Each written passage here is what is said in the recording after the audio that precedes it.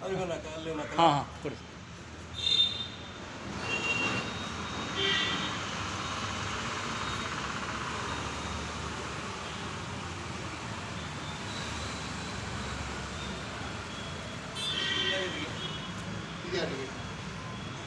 ಒಂಚೂರು ಆ ಕಡೆ ಸೈಡ್.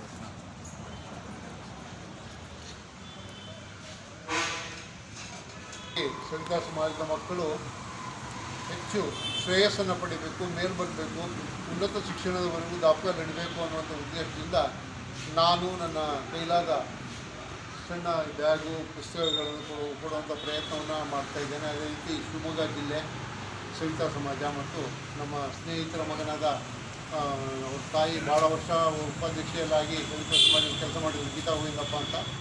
ಅವರ ಮಗ ಪ್ರದೀಪ್ ಬೆಂಗಳೂರಿನಲ್ಲಿ ಉದ್ಯೋಗಿ ಅವನು ಕೂಡ ಒಂದು 2 ಮಕ್ಕಳಿಗೆ ಈ ಥರ ಸಹಾಯವನ್ನು ಮಾಡಿದ್ದಾನೆ. ಇವರೆಲ್ಲರೂ ಕೂಡ ಈ ಮಕ್ಕಳ ಶ್ರೇಯಸ್ಸನ್ನು ಬಯಸ್ತಾ ಇದ್ದಾರೆ ಅನ್ನೋದಕ್ಕೆ ನನಗೆ ಸಂತೋಷ ಆಗುತ್ತೆ.